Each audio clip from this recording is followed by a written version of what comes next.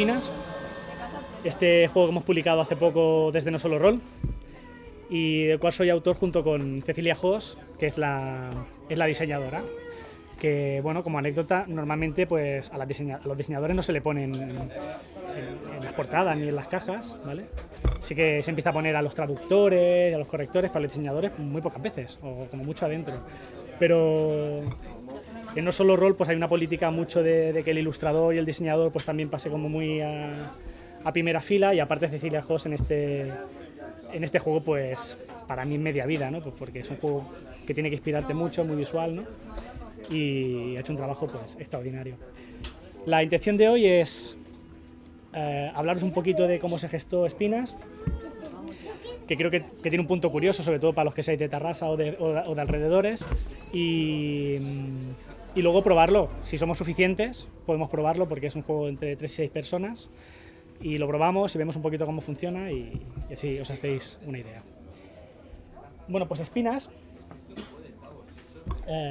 para empezar, creo que aunque no queda muy bien la palabra, creo que es un poco un juego aberración en cuanto a que no es un juego muy típico. O sea, aberración porque es un juego de terror, tiene ese rollo, ¿no?, del terror y tal, pero también porque es un juego que creo que sus mecánicas pues no están muy vistas, ¿no? Por un lado es un juego narrativo, pero luego es un juego que tiene que ver con memoria, ¿no? Es un memo, o un extraño memo, ¿no? Y yo personalmente no conozco ninguno con estas mecánicas. Y yo creo que también la gracia es que nació de una persona como yo, que tampoco conoce mucho los juegos de mesa, pero sí mucho los juegos de rol, y entonces pues tuve esa necesidad de juntar las dos cosas, ¿no? Y aquí en las imágenes pues os las he traído porque Espinas nació hace no sé cuántos años, puede ser 10 años o más, ¿no? O más, 15, ¿no? Y nació pues porque solíamos juntarnos las noches de Halloween con los amigos, pero no todo el mundo era rolero, ni siquiera había gente que solía jugar. Y decidí hacer algo pues que fuera como muy asequible para el personal, pero sin abandonar lo que a mí me gustaba, que era explicar historias de terror, ¿no?, esa noche. Y entonces pues algunas de las personas que estaban aquí esta noche están aquí, ¿no? Pero Espinas, lo que es Espinas aquí, lo que hay en la caja, diría casi un 80% ya estaba ahí en esa noche cuando jugamos, ¿no? Y bueno, podéis ver las caras, pasamos un buen rato. Lo que pasa que tenía pues cosas raras, ¿no? No estaba pensado para que funcionara, para venderlo ni nada, y por ejemplo era para 10 personas. Era un juego pensado para 10. Si jugaba menos gente no tenía tanta gracia, ¿no?, por las mecánicas que tenía. Pero claro, un juego que vas a vender en la calle, y para que pueda jugar muchos tipos de gente, pues tenía que adecuarse a que jugaran menos personas. Y uno de los esfuerzos que se ha hecho con la nueva edición es que se pueda jugar entre 3 y 6 personas, que creo que es un ratio interesante, ¿no? Bueno, como veis, se pasó algo de miedillo, ¿no? Espinas lo que tiene es que, claro, evidentemente explora el terror, pero el componente de memoria, curiosamente, y hasta que no se prueba, no se vive, está hecho como muy a mala leche. Porque, claro, los juegos narrativos normalmente te ponen mecánicas para inspirarte, para imaginarte cosas, pero, ¿qué pasa? Que tampoco te asegura que la gente esté 100% conectada al juego, ¿no? Espinas, como te obliga a recordar lo que está pasando en todo momento, sí, porque si no morirás, pues la gente tiene que estar atenta sí o sí. Y eso genera una especie de tensión que la gente interpreta como un poquillo del miedo de la historia, ¿no? Y es ese miedo que te ríes, ¿no? Madre mía, vamos a pillar, ¿no? Me ayudó también esta novela de David Monteagudo, Fin, que trata sobre unos amigos que se reúnen después de muchos años, no sé, ya son cuarentones y se reúnen, eran colegas de juventud, y después de mucho tiempo se vuelven a reunir para hablar pues, del pasado y tal, y empiezan a pasar una serie de cosas pues, muy chungas, y que hace que cada uno saque lo peor o los miedos que tenía de aquellos recuerdos de la juventud en ese momento, en esa situación crítica. Espinas también bebe mucho de eso, ¿no? Es un viaje al pasado de amigos que en la primera fase visitan el sanatorio y 15 años después tienen que volver y recordar lo que pasó. Y eso pues le debe mucho a esta novela, que fue la que me lo inspiró. Fin, de David Monteagudo, que está bien. Hay una peli, no la he visto porque me han dicho que la peli quizá no hace tanta justicia al libro como debería, pero... ¿La has visto? Y no. Bueno, el sanatorio, como veis, no sale en la portada, pero aquí está el sanatorio del Tórax de Tarrasa. ¿Por qué? Pues porque con algunas personas que están hoy aquí, pues entrábamos... cuando éramos unos churumbeles, bueno, churumbeles no, un poquito más grandes, entramos unas cuantas veces y esa experiencia pues nos marcó, ¿no? Cuando era un sitio donde todavía se podía entrar y no era un estudio de cine y era un lugar abandonado, etcétera. Y despertó en mí cosas que nunca se acabaron de ir y que saqué en este juego, pues porque creo que es un escenario perfecto pues para narrar historias de terror, ¿no? 1500 habitaciones, estuvo abierto desde los 50 a finales de los 80, lo gobernaron durante mucho tiempo monjas, ¿vale? De hecho, cuando se fueron las monjas fue cuando empezó a ir mal, fue el sitio que durante 10 años tuvo la mala reputación de la mayor cantidad de suicidios en España. Bueno, está lleno de leyendas, como todos sabéis, han hecho reportajes. Y bueno, una parte de eso está aquí. Y lo único que no hemos decidido ponerlo explícitamente, porque queríamos deslocalizarlo, que cada uno pues pusiera el sanatorio que tuviera en mente, porque no sabemos dónde acabará Espinas, ¿no? Lo mismo, pues no sé, en Badajoz tienen al lado lo que están jugando, pues un sanatorio que a ellos les mola y también tiene sus leyendas, pues que lo puedan adecuar. De todas maneras, el que sea friki del sanatorio del tórax, en las cartas encontrará cosas que le recordarán a cosas que pues solo están ahí o que solo se podían vivir ahí, ¿no? Y ahora pues ya paso, bueno, antes de pasar a explicaros cómo funciona, este es el aspecto que tenía Espinas en su primera edición. Todo blanco y negro, eran fotos que le pedía a un chico que hizo fotos en el sanatorio, muy arcaico, pero como veréis, se parece mucho a cómo ha acabado siendo, lo único que ahora es más bonito, ahora es así, ¿vale? Y os voy a enseñar los componentes en vivo. Qué emoción. Bueno, hay un libreto de 20 páginas. 20 páginas no significa que sea muy difícil de jugar, el juego es muy sencillo, creo yo, porque yo soy muy malo para las reglas, o sea que si las he escrito yo es que tiene que ser sencillo. Describe las cartas, describe las dos fases del juego, pero da muchos consejos, porque es un juego narrativo y tiene pues 2 o 3 aspectos que si lo sabes tratar, la experiencia se multiplica. Entonces pues yo quise que eso se explicara pues con cierta soltura. Luego tenemos un tablero, que ya os digo, sin conocer mucho todos los juegos narrativos a fondo, pues tampoco es muy habitual. Los juegos narrativos pues suelen funcionar más con cartas, pero tiene su sentido en Espinas, ¿no? Como veréis después. Y tiene 2 caras. Una cara con 10 slots, con 10 casillas, y una cara con 7. La cara normal que nosotros recomendamos es la de 10, que es la experiencia que se diseñó originalmente, y la de 7 se supone que es más sencilla.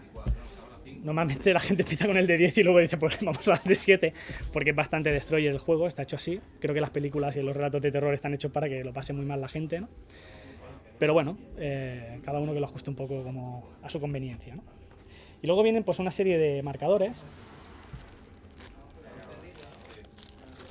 que por un lado tenemos las treguas, que son estas manitas ensangrentadas, que servirán pues para evitar los peores efectos de lo malo que nos puede pasar en la partida, que es lo que se llama las espinas. Con esto nos podemos salvar o nos puede ayudar a que no sea tan malo. Y luego están este tipo, que es para marcar las escenas resueltas o no resueltas, ¿no? La calavera no resuelta y esto resuelto. Ahora lo veréis un poquito mejor aquí. Y luego tenemos varios tipos de carta. Estas que tienen como el edificio de un sanatorio son cartas de escenario y las hay de 3 tipos. Las de entrada, estas más grises son de escenario normal, dentro de lo normal que pueden ser los escenarios en un sanatorio abandonado y maldito. Y estas también son de escenario, pero son más oscuras porque incluyen los escenarios más lúgubres. Y eso tiene un sentido. Hay un momento durante el juego donde salen a relucir estas cartas. Luego tenemos cartas de personaje, que ahí es donde se me ha visto un poquito el tema del roleo. ¿Vale? Y tenemos una serie de personajes que tienen una frasecita que define su personalidad, pero luego tiene pues unos aspectos mecánicos de cómo comparten las treguas, que cada personaje los comparte de una manera diferente. Por ejemplo, pues hay gente pues, que es más egoísta y que a lo mejor solo... Este tío, por ejemplo, solo lo comparte con cualquiera menos con Héctor y con Nieves, que son más sus amigos, ¿no? O sea, eso va generando unas dinámicas. Hay gente que las reparte con todo el mundo, hay gente que solo puede repartir una pero con todo el mundo. Hay uno que no la reparte con nadie, que es el chulito del grupo, ¿no? que es el Héctor, ¿vale? Que solo mira por sí mismo. Entonces se va generando una dinámica que, para que no es rolero de manera natural, pues ya le sale un poquito esa vena así más narrativa, ¿no? Luego tenemos las cartas de evento, que serían como la pareja de las cartas de escenario, ¿vale? Hay un escenario y un evento que pasa en cada escena. Están las grises y están las negras. Estos son los eventos más chungos y estos son los eventos más light. Y luego tenemos las cartas de espinas que dan nombre... Bueno, perdona. Primero las de regresión, que son las que nos ayudarán a recordar por horas las escenas en la segunda fase. Lo único que tienen son horas. Y las cartas de espinas. Eso es lo que se saca cuando lo hacemos mal. Y el sanatorio, cuyo objetivo es que recordemos lo que pasó aquella noche, si no lo hacemos bien, pues nos clavará una espina, ¿vale? Que son cosas funestas y luctuosas que ocurren. Estos son los componentes. Entonces es para jugadores adultos, evidentemente, por la temática.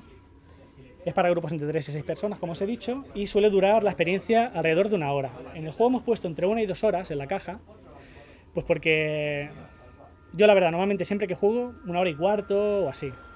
A no ser pues que a lo mejor pues ambientemos esto, ¿no?, de manera excelente, la gente juegue con muchas ganas de narrar y tal, pues se puede dar el caso, yo creo, de que se pueda jugar 2 horas, pero yo creo que se acerca más a 1 hora que no a 2 horas. De hecho, las reseñas que he visto ya que se han hecho es de gente que más o menos dice lo mismo que yo, hora y algo, o así. ¿Cómo se juega? Hay básicamente 2 fases muy sencillas, la fase de exploración y la fase de regresión.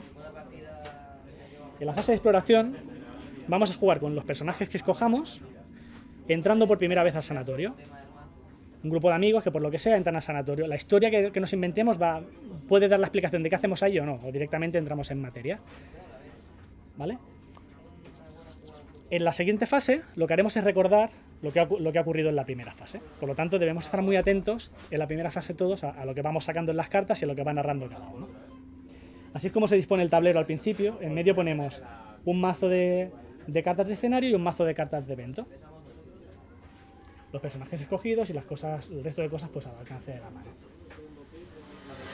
Entonces el primer jugador al que le toca tiene que hacer una frase de entradilla, ¿no?, más o menos, que es pues aquella noche, hace 15 años, nos reunimos para entrar al sanatorio y esto es lo que ocurrió, ¿no? Es un poco de ritual para que la gente conecte con el tema y entre, ¿no?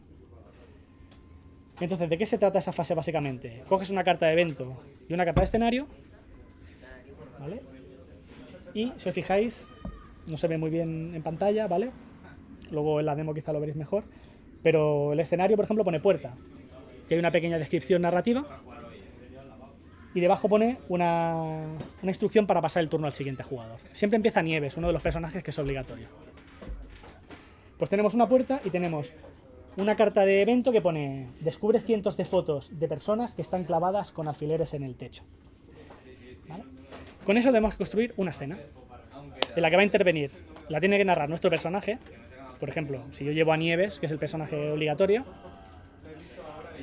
y es la 1 de la mañana, que es cuando empieza la partida, ¿vale? Pues yo digo, vale, pues era la 1 de la mañana, era la noche que habíamos decidido para entrar, y después de mucho rato buscando, encontramos el único sitio que vimos posible para entrar. Era una puerta, la única puerta abierta de los alrededores, y que estaba precedida por un montón de restos de basura.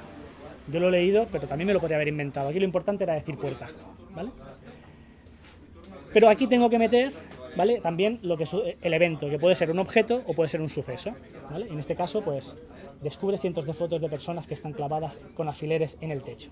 Pero si os fijáis, creo que se ve en la siguiente, hay, en las cartas de evento, hay unas frases en blanco, unas en amarillo y unas en amarillo subrayado, ¿vale? La que la gente deberá recordar luego son las subrayadas. Por lo tanto, yo me tengo que esforzar al narrar en decir, vale, pues había cientos de imágenes de personas clavadas en el techo, ¿vale? Y como aquí pone clavadas con alfileres en el techo, eso es lo que tengo que reforzar. Estaban clavadas con alfileres en el techo. Puedo subir la voz, puedo ponerme más dramático, puedo decirlo 3 veces la frase, lo que quiera, ¿vale? Lo importante es que yo lance el mensaje y que la gente pues lo retenga. Me pueden hacer preguntas, ¿vale?, para ver dónde está lo que es más importante, etcétera. Las que son amarillas sin subrayar, si luego se recuerdan, darán más treguas, pero no son obligatorias. Y las que son blancas no hace falta, ¿vale? O sea que el juego siempre va en un equilibrio entre, ojo con explicar demasiado, porque lo mismo lo lías, pero claro, la gente se suelta, quiere explicar su historia, ¿no? ¿Qué es lo más importante, qué es lo que no? El juego juega un poquito con eso. Luego tendremos que recordar eso, el personaje, por dónde entramos o en qué sala estamos, ¿vale? las características básicas del evento y la hora. Y así se juegan todas las escenas, las 10 escenas, ¿vale? Y las 3 últimas, como veis en negro, pues nos obligarán por las propias cartas a que sea más intenso el tema. Acaba a las 3:15, que para los frikis de los temas de terror y misterio, pues sabéis que esa franja es la franja en la que suelen suceder muchos fenómenos paranormales, ¿no? Y pues, no es gratuita, la he puesto para que dé esa incomodidad de decir, ostras, pues es verdad, ¿eh? Muchas cosas pasan a esa hora. Y luego pasamos a la fase de regresión, ¿vale? Cuando ya está todo el mundo nervioso diciendo, madre mía, no me voy a acordar de nada, ya no sé lo que has dicho a las 2 de la mañana, ¿vale? Pasamos a la fase de regresión. Se disponen los elementos, que básicamente es quitar los mazos de evento y escenario y poner en medio los de regresión y los de espinas.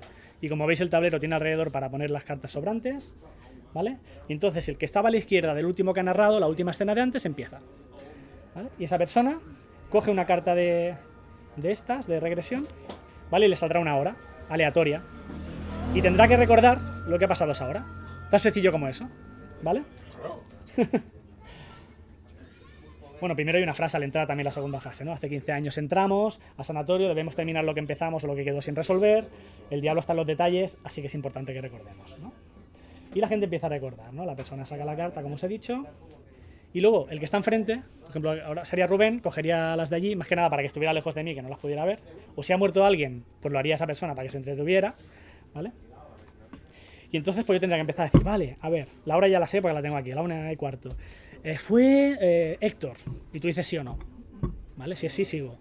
Y vale, ¿entramos por la ventana? No, ¿vale? Entonces, vale, vamos a empezar porque ha salido mal. Si es que no, yo puedo usar una tregua para repetir mi enunciado, ¿vale? Porque yo he detectado que donde he fallado es en el sitio, lo podría volver a intentar, ¿vale? Propongamos que no tenga tregua o no quiero, ¿vale? Pues entonces cojo una espina.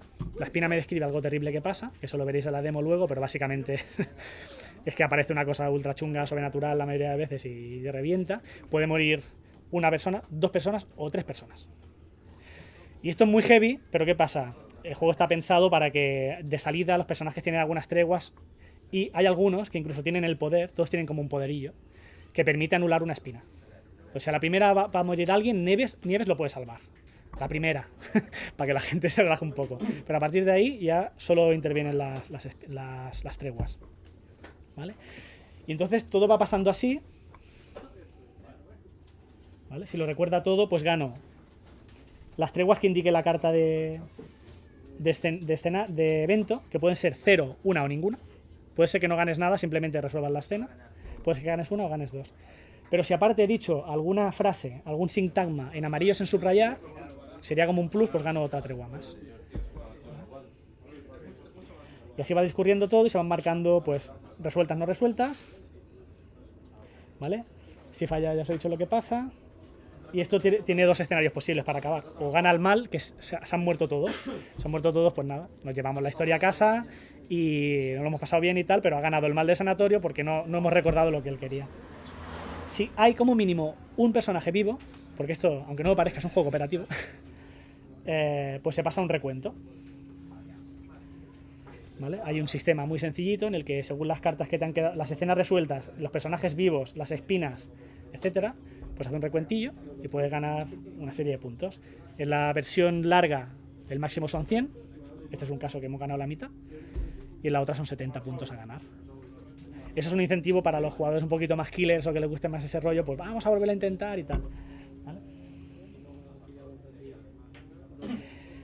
Seguro que me he dejado algunas cositas. El uso de las treguas, pues por ejemplo, también te permite, antes de narrar, o si estás narrando y dudas, poder echar un vistazo a la carta de escenario.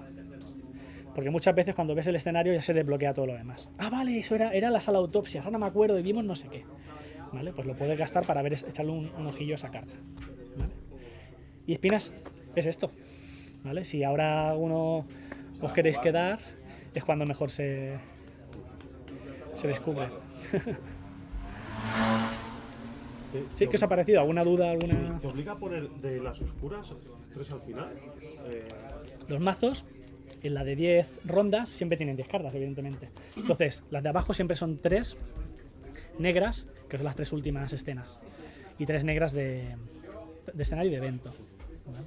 Incluso en la de 7, las 3 últimas son chungas. O sea, tienes la proporción entre chungas y no chungas, pues son... Pero bueno, son a nivel de dificultad lo mismo, lo que contribuye es al drama, digamos, que sean negras o no. He visto gente haciendo con cartas blancas cosas que te acojonas, ¿no? Porque todos los escenarios pues dan pie a temas de terror, ¿no? ¿Qué os ha parecido? ¿Qué es lo que algo ha llamado vuestra atención? Bueno, está muy bien, sobre todo, a ver, me gusta esto del personaje, ¿no? De forzar de alguna manera la interpretación, ¿no? El tener un rol, ¿no? Una colaboración con alguien o una no colaboración con nadie, ¿no? Siempre ayuda, ¿no? Yo creo que enfatiza, ¿no? Esta vertiente rolera tuya, ¿no? Y que a muchos nos gusta, ¿no? Pues está muy chulo. Ahora cuando lo probemos te diré más, ¿no?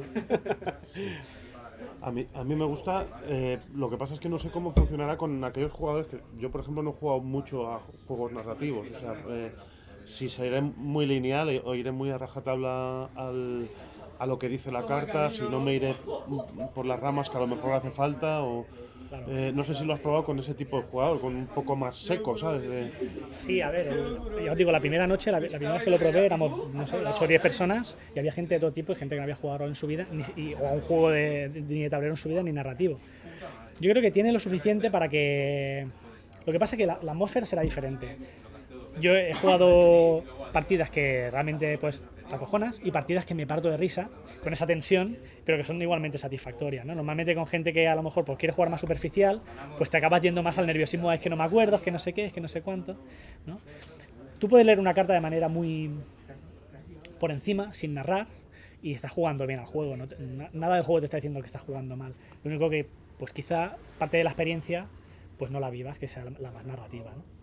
Leí una reseña hace poco, bueno, era en vídeo, una muy buena reseña, y que decían eso, que él no lo recomendaba para jugadores pues, que no sean narrativos, ¿no? Que no hayan jugado juegos narrativos.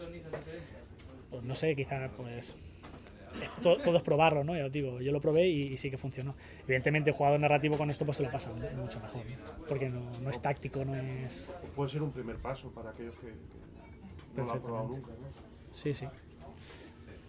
Jugamos para 3 a 6 jugadores. De 3 a 6. Si nos juntamos 7, ¿qué?